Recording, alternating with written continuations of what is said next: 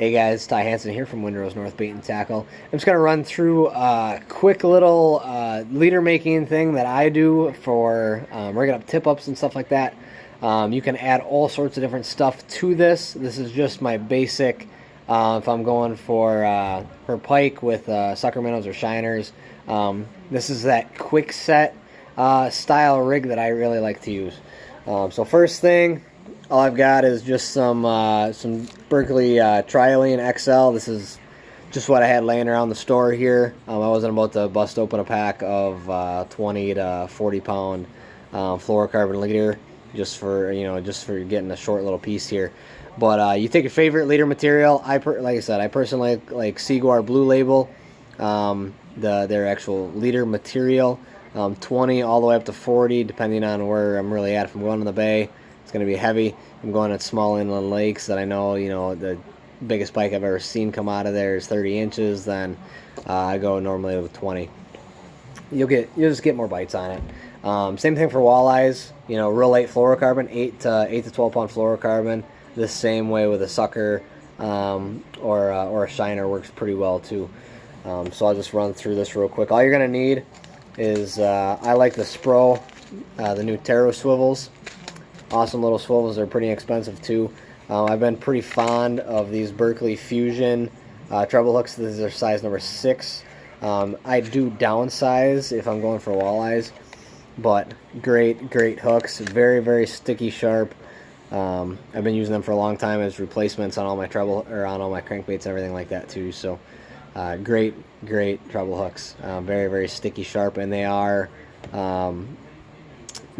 a black nickel coating on them, so they're not going to rust as soon as you switch them out, or if you want to tear the leader off or something like that because it's got teeth marks and it's all chewed up or something like that. You're not going to worry. You have to worry about putting these in the box and rusting everything else out if you put them in wet. So with that, I'm just going to start with about a 12-inch section line here, and all you're going to do is loop it over on itself so they're about equal lengths. And you're going to pinch the top here. Just going to pinch the top so you got a little loop. And take your swivel, and all you're going to do is tie a Palomar knot. So you're going to go through,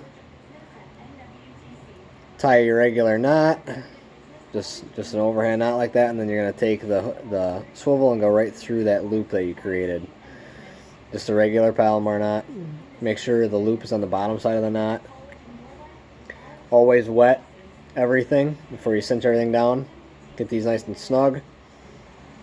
That's going to leave you with 2 equal strands, tag ends that come off of that, just like that. Okay.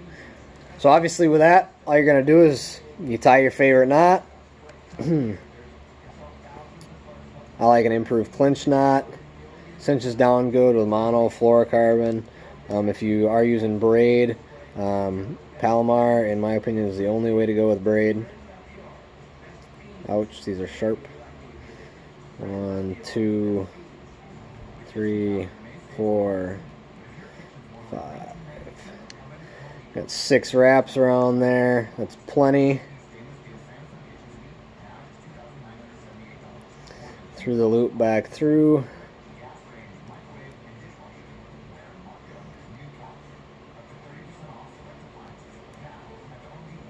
Again, lube everything down. Cinch that up nice and tight. Trim the excess there. Then do the same thing on the other side. Caught a lot of fish this way. You don't have to wait at all. As soon as you get to your tip up, just grab your whole tip up, and that basically sets your hooks. Works really, really well. And now, by the way, for spacing from the hook there, I do about 2 to 3 finger lengths because your knot is basically gonna extend that just a little bit. When you go to cinch it up, your knot's gonna give you a little bit extra there. If I can get a hold of this thing right.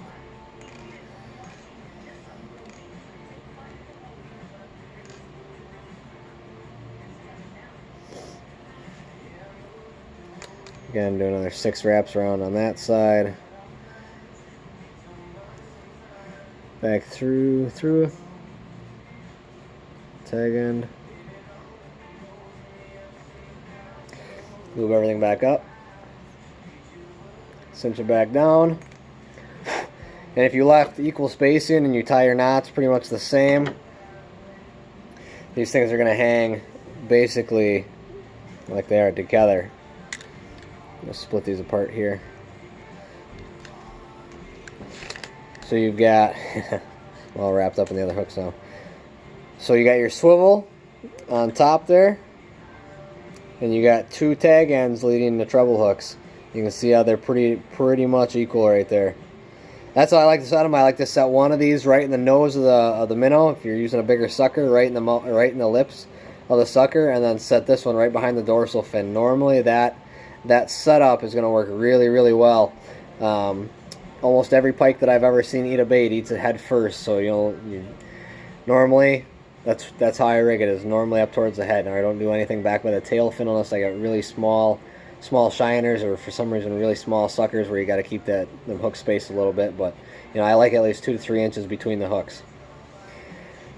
The other thing you can do with this, obviously this is what you tie your main line. Your main line from your tip up would come to here, if that's braid or anything like that for pike. I do run a long leader of fluorocarbon, normally about 20 pound. Mainline fluorocarbon leader, about 5 or 6 feet for walleyes if I do run one of these. That way the swivel is the only thing really moving, and that way these don't get all twisted up too on your tip up there as well. But what you can do above this is you can put a blade or anything reflective. Some guys put foil up there. You could actually replace this with a spoon or something like that and tie the same rig off of like a Swedish pimple or any other your favorite spoon, as long as you got a swivel or a snap above it to keep it from twisting. You can do that as well. All sorts of different options with this. This is just the rig that I like to use. I figured I'd show you guys how I tie it, how I set up my stuff. Again, size number 6 Berkeley Fusion treble hooks. Your favorite leader line. Like I said, I personally like either Sunline, it's really expensive, or the Seaguar Blue Label is really good leader material. This is just 12 pound Berkeley Trilane, which works as well too. If you want to go for walleyes, this would be just fine. And then a good swivel, and this is a 37 size number 10 swivel. I don't use anything smaller weight than 30 pound swivels, just because you never know what they get snagged on. If they get wrapped up in the grass and stuff down there, you don't want to be tugging on a really lightweight swivel. Thanks for watching, guys. That was just another quick tip video. I had a little bit of time here. It's been raining and really icy out, so a little slower today in the store. But yeah, hope that helps you guys. Hope you guys learned something. Like I said, put your own spin on this. I do run beads or blades and stuff like that up here all the time, so up to you guys. Thanks for watching.